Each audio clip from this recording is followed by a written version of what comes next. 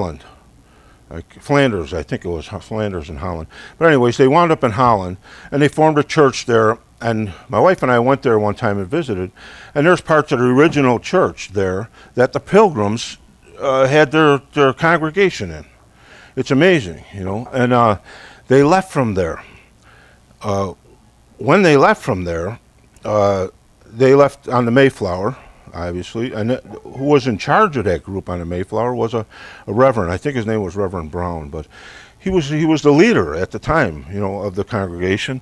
And that day, the Mayflower left with another ship called the Speedwell, and my progenitor ancestor was on the Speedwell, the second ship.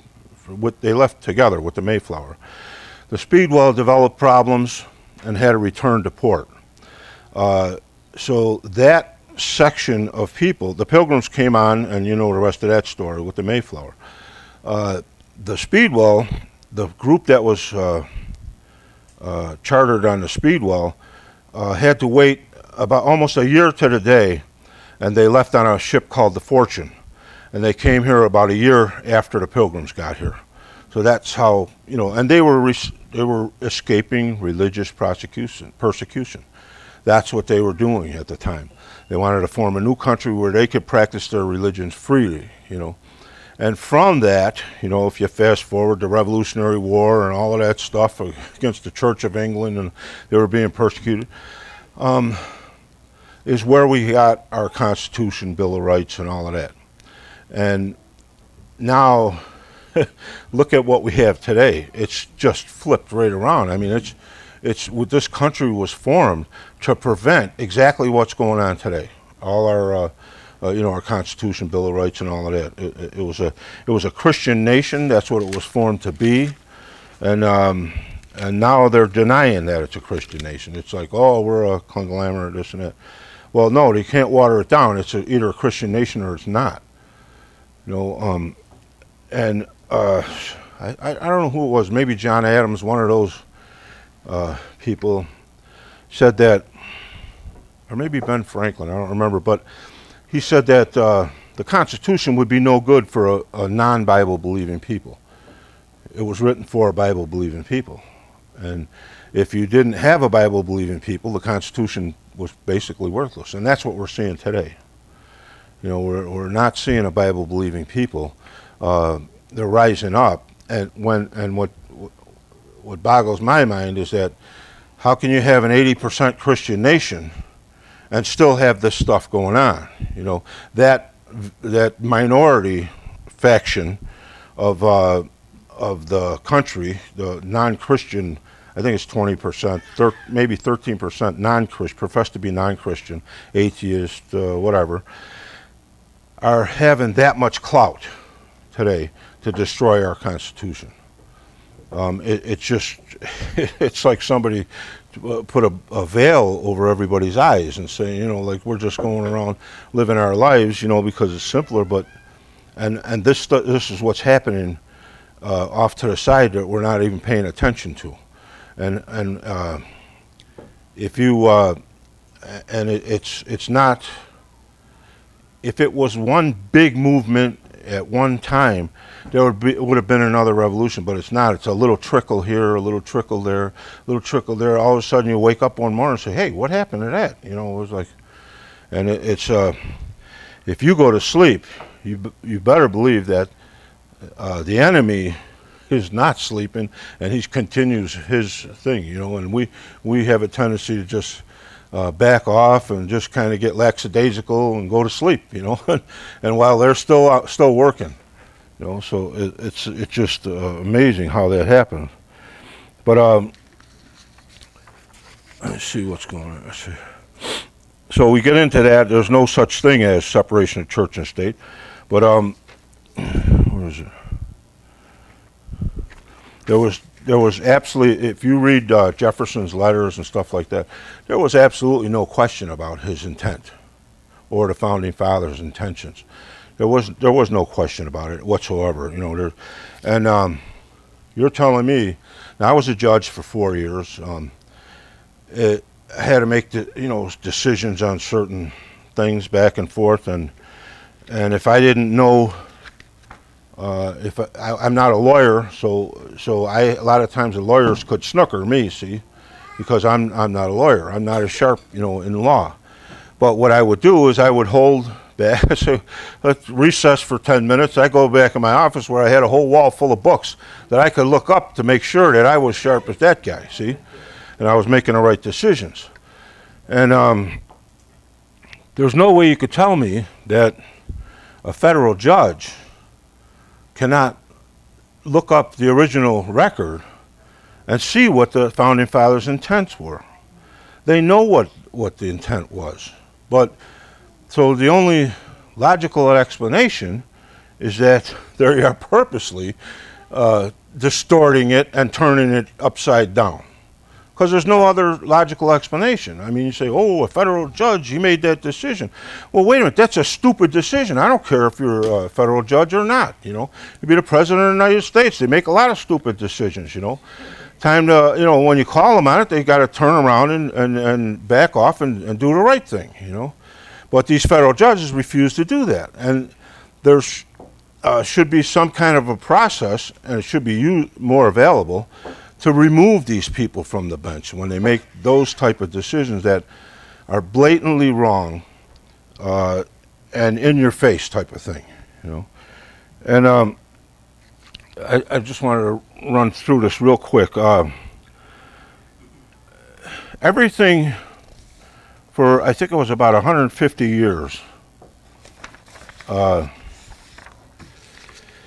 was the Supreme Court upheld those rulings that there is no church or state, that the government is to protect the free exercise of religion, no matter what it was. Up until, I think it's 1853, a group of people sent a petition to Congress urging the separation of Christian principles from the government. And it was a simple petition sent to Congress asking them, they wanted chaplains to be removed from Congress and the military. They quoted the phrase separation of church and state, using that. And they're saying, well, but we have separation of church and state, so we should remove the chaplains from the Congress and military. And they wanted government not to protect religion in the public arena, but to remove it from the public arena. That's what they requested, okay? Now that was 1853. Up until that time, it was, nobody ever questioned the intent of the Founding Fathers. There was no, even to this day, if you read them, you can't question the intent. We know what the intent was, And let's see. There was, at that time, U.S. Congress spent over a year reviewing that possibility, the petition, and emphatically rejected it. A year later, in 1854, they declared that the universal sentiment was that Christianity should be encouraged, but not any one denomination. In this age, there is no substitute for Christianity. That was the religion of the founders of the Republic, and they expected it to remain the religion of their descendants. Now that's what the Supreme Court ruled in 1854 in response to that petition. And there was no way the Congress was, at the time, was going to use the First Amendment to secularize the public square. And the Congress in 1856, 2 years later, they come out with a statement that says the great, vital, and conservative element in our system, that is the thing that holds our system together, is the belief of our people in the pure doctrines and divine truths of the gospel of Jesus Christ. That was written by our Congress in 1856. How do you go from that to this, what we got now? I don't get it, It's again, Congress refused to separate Christian principles from the public arena. And 1878, fast forward about 20 years, and There was plaintiffs that invoked separation of church and state. Here we go. Now we're hearing separation of church and state, separation of church and state, which is never in the original document. They're referring to a letter that was written, a private letter from Jefferson. So people keep bringing it up. The court did not allow them to quote Jefferson out of context in 1878. They wouldn't allow that separation of church and state. They read the whole letter that Jefferson wrote and determined its intent was to protect religious freedom, not prevent it. So they upheld it in 1878. So they maintained that position that the First Amendment was written to protect religious freedoms and the exercise thereof, not prevent anything, right? So that was in 1878. For 7 decades, that's how the country ruled. That's how the Supreme Court ruled. 70 years. That's how it stayed, just like that. Religious freedoms were to be protected by the government, not prevented by the government. In 1947, you fast forward, there was a lawsuit, Jefferson versus the Board of Education, and the Supreme Court cited Jefferson's separation metaphor out of context. They didn't take the whole letter into context. They just took separation of church and state. And they ignored the rest of the letter, okay? And this is in 1947. They boldly announced a new policy, quote, "The First Amendment has erected a wall between church and state. That wall must be kept high and impregnable. We could not approve of the slightest breach." That's when we lost the First Amendment, religious freedoms, was in 1947. That Supreme Court, at the time, now, you gotta grasp it that for 150 years, there was no question about the intent of the Founding Fathers until 1947, and a group of men in black robes, 9 people, ruled that against 90, now at that time, 97% of this country professed to be Christians in some form or another, some denomination or another. 97%. And the Supreme Court, 9 guys in black robes, decided to go against the wishes of that 97% and boldly proclaim that that the First Amendment has erected a wall between church and state to prevent. They totally flipped the meaning and took the letter out of context. It's something that just never was in the Constitution. Now the Supreme Court exists to interpret the Constitution. What did they mean? There was no question about that aspect of it until these guys decided that we're just going to go and do this. 97% of the country, and they got away with it. And that's when it changed to what we have today. That was just shocking when I found that out. And it's no longer would Jefferson's phrase protect religious expressions, as it had the previous 150 years. It would now become a mandate to exclude religious expressions and to secularize the public square. That's where they removed Christianity from the public square. And again, the supporters in authority repeated the phrase so often that many began to believe that the phrase separation of church and state was actually part of the First Amendment. And they fulfilled that quote from Dr. Williams from years ago, saying if you repeat it enough, it becomes, people will believe it. And that's what happened. In 1962, the Supreme Court in Engel versus Vitale began instituting a policy of public secularization by striking down a prayer. The prayer was, "Almighty God, we acknowledge our dependence upon Thee, and we beg Thy blessing upon us, our parents, our teachers, and our country." The court determined that this prayer was defined as a to whom it may concern prayer because it only acknowledged God once, and as a result, they ordered separation of religious principles from education. They ruled it was unconstitutional for a student to say a voluntary prayer in school. That included, and there's a long list that affected, said let's see. That's when they basically incorporated and said, you have to do this. You cannot say prayers in school. You cannot, there was even a case of a student couldn't bow his head and silently say a prayer. Now, how can you rule that? You don't know what the students, it's like the thing with the marching band. I mean, you don't know, it's music. It's not, and you're going to rule that he can't have a silent prayer? I mean, it's mind-boggling. And, see, the 1892 Supreme Court decision stated Christian principles must remain the basis for American laws and institutions. This 1892 decision was based on 80 precedents.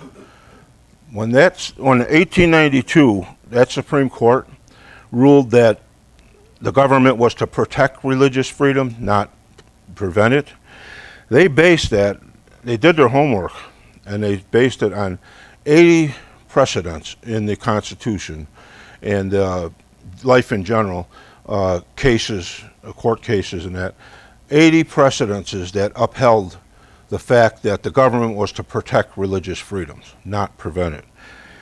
The 1962 decision has 0 precedents. They based their decision solely on what they thought it should be, going against 97% of the country at the time. It's shocking. And the court at that time in 1963 or 62, the court ignored the actual wording of the Constitution. The court set aside precedents, deciding cases on precedents. When you go to court, normally what happens if a judge rules on a case, after that case, and another case comes up that's similar, they could refer to that case, say, oh, the judge ruled here, that it upheld it, so I have to uphold it because there's a precedent. It was heard before, and somebody decided it before. This whole thing was decided on no precedent. They set aside so now judges can make rulings, federal judges can make rulings, without ever having another precedent set. Even though somebody ruled against it 10 years ago, they could reverse that and go against it because they don't care about the precedent. The court elevated the phrase from a private letter, mind you, not the Constitution. They elevated that phrase to be part of the Constitution by implied. They implied, most people now, if you think, and they don't teach it in a lot of schools that I know of, that most people, if you ask them, church and state, they truly believe that it's in the Constitution. That's because they kept on saying it over and over and over. And today, these groups say it over and over and over again. And they act like it's the truth. Well, what does God say? The truth will set you free. That is not the truth. It's a lie. And we hear it every day. We hear that lie. And, it's disgusting what's going on today. The court's animosity toward public prayer continued and expanded with the 1985 Supreme Court that ruled unconstitutional the praying of a silent voluntary prayer in school. Now, how would they know what you're praying? But they ruled it unconstitutional. You can't stand in a school, bow your head, and have a silent prayer. It's bizarre.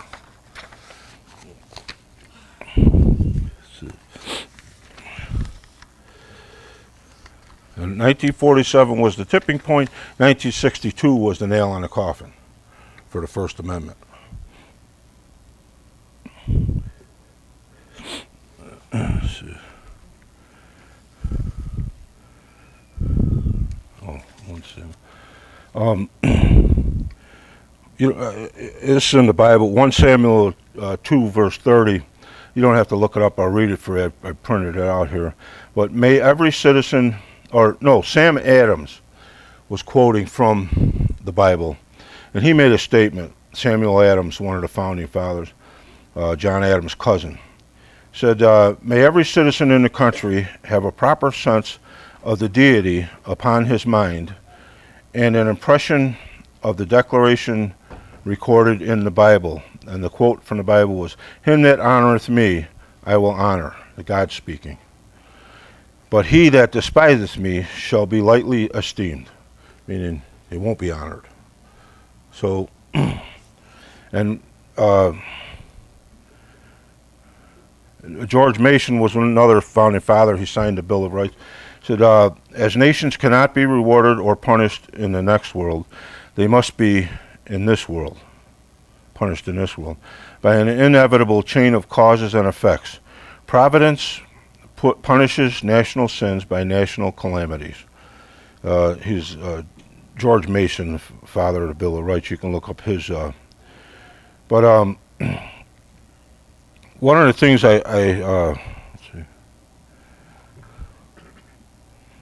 One of the points that I wanted to bring out in all of this was that there's another lie going on, so that we hear quite often, and it has to do with churches and politics.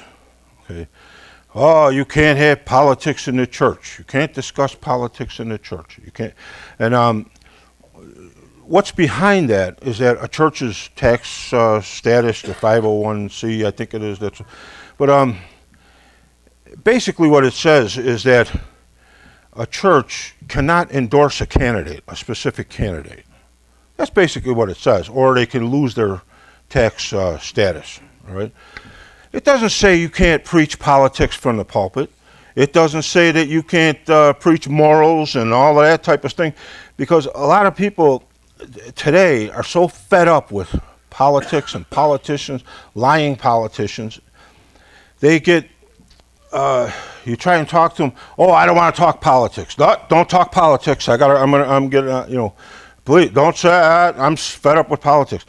Politics is an integral part of the church, whether you like it or not. And what Christians do in regards to politics affects the nation as a whole. And if we're supposed to be 80% professed to be a Christian nation, now that's the last figure I could come up with, about 80% professed to be Christian. Back then it was 97% when they flipped that law. 80%, now stop and think about this, and I think about it because I ran for the state senate one time. I had to run an election for a judge and this and that. And so I didn't like politics either many moons ago. As a cop, I could care less what the politician did, other than were they going to give me a raise or not. That's all I care about politics. But if you don't get involved in politics, the enemy is involved in politics, whether you are or not. And that's what's going to affect the politics of this nation. And the lackadaisical nature of Christians in general, not to want confrontation or that type of thing, is, I believe, what led to where we're at today. Since 1962, that ruling by the Supreme Court. Look what's happened since. I was thinking about one time, when I was about 15 years old. Me and two other guys that I grew up with. One was 16 and two of us were 15. We decided we were going to run away from home. We're going to go to Florida, right? So the three of us take off. We just started walking down Broadway. We just kept on going, We made it to Genesee County. And what happened was, it's a funny story actually, but now out that way, that was like, this was the country back then. This was like, so that was like real rural area, right?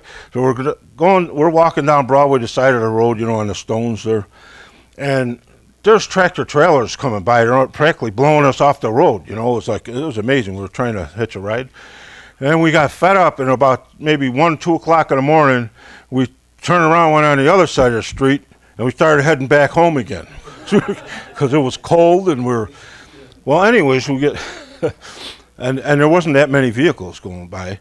Well, one of my my brilliant friends flagged down the next car that came by. You know, hey, like this, right?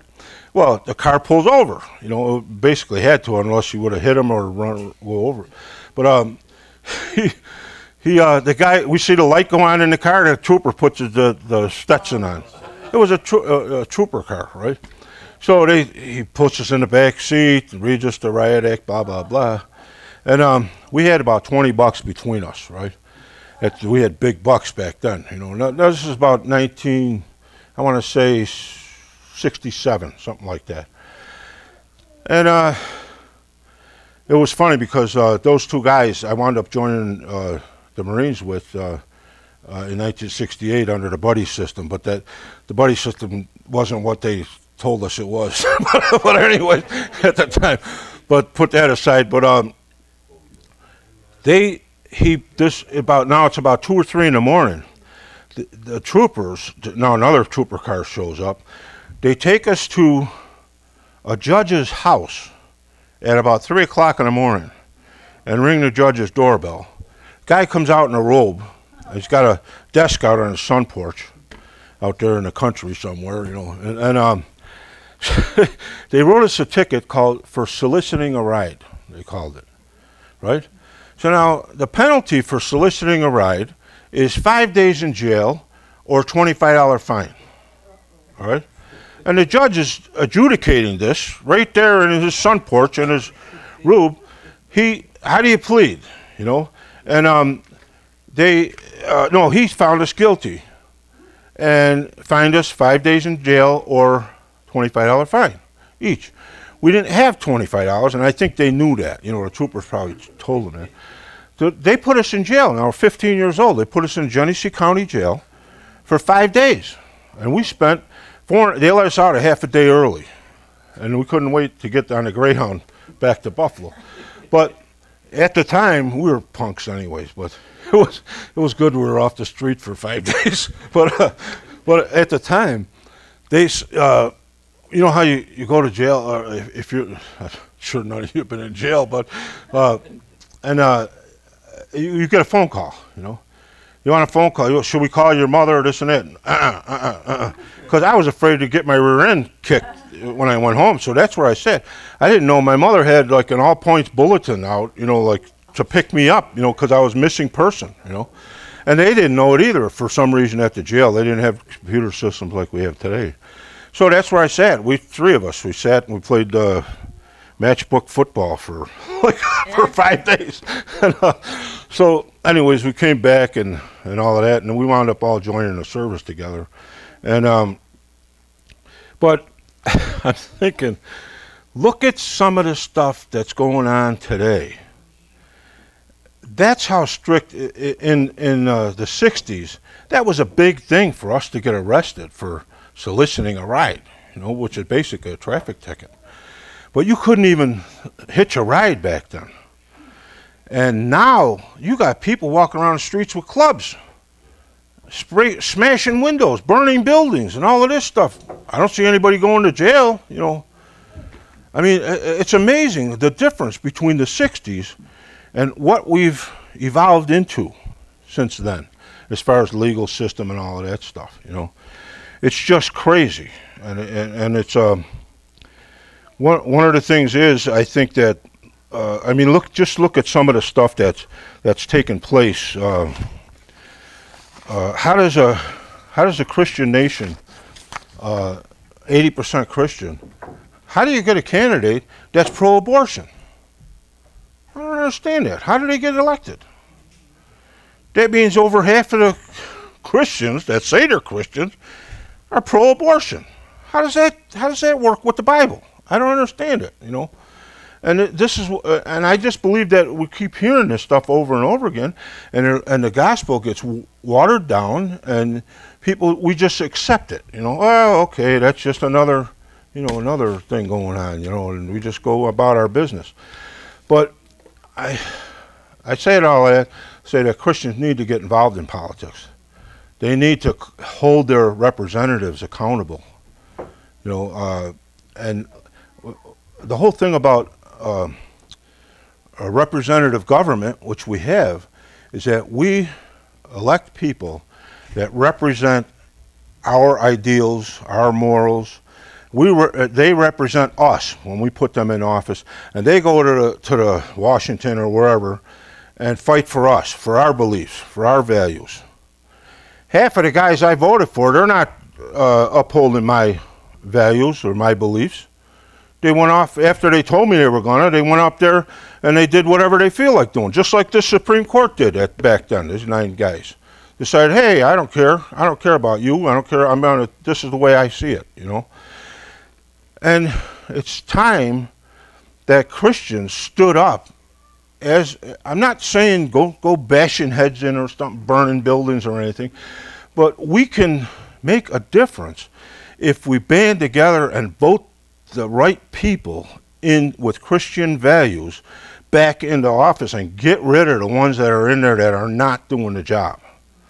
You know, back in the founding fathers' day, they go to they had to beg them to serve in Washington. Say, hey, I got a farm. How could I go there and represent the people? You know, it's your civic duty. They went and did it. They took a loss on their farm to represent their group of people, their community in Washington. And now you can't get them out of there with a crowbar. You can't get them out of Congress. They were in there for life, and that's it. They die in there. You know, look at some of them. Been in there 30 years, 35 years. You know, you got to get them out. You know, has to be term limits and all of that stuff. You can get into all of that, but you know, I mean, that's where it's gotten. I think it's time to, you know, put your finger in the dike and say, hey, I got to make myself uncomfortable for the good of the nation. You know, and that's what Christians, I think, need to be doing, you know, along with prayer and, you know, the obvious things, you know. But just a couple statistics and then we'll close. Now this stuff doesn't necessarily mean that flip in the Constitution in 1962 caused all this stuff. But here's some of the stuff just to keep, you know, put in your mind, you know, what's happened since 1963. Before 63, divorce rates have been declining for 15 years. After 1963, divorce increased 300% each year for the next 15 years.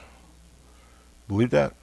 Now, I'm not saying that constitutional ruling did it, but, you know, who knows, you know? And who knows if taking prayer out of schools had something to do with that, you know? Since 1963, unmarried people living together is up 353%. Says education standard of measure. I always like the SAT scores. Everybody hears the SAT scores, right? All these, and that's how they gauge, you know, I guess education. I wasn't ever that familiar with them, but I never took a SAT. But it said the educational standard of measure has been the SAT scores. SAT scores had been steady for many years before 1963. From 1963, they rapidly declined for 18 consecutive years, even though the same test has been used since 1941. So I don't, you know, what do you attribute it to? You know, I don't know. In 1974-75, the rate of decline of SAT scores decreased, even though they continued to decline. That was when there was an explosion of private religious schools. At one point, like between 74 and 75, there was a lot of religious schools started sprouting up, you know, like Catholic schools and stuff like that, you know. And there was only 1,000 Christian schools in 1965. Between 74 and 84, they increased to 32,000 religious schools. That increased the SAT score. I guess it pulled the SAT score back up again or something like that. Since 1963, violent crime has increased 544% since 1963. Illegal drugs have become an enormous and uncontrollable problem. That's like, you know, when does a day go by you don't hear about drugs, you know, and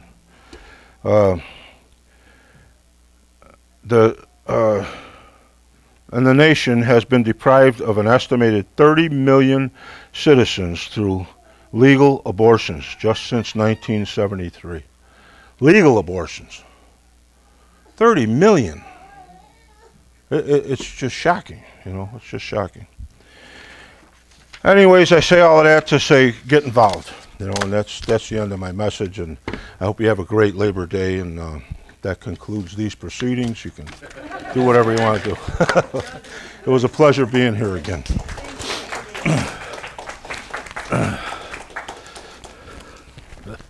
Yeah, it worked.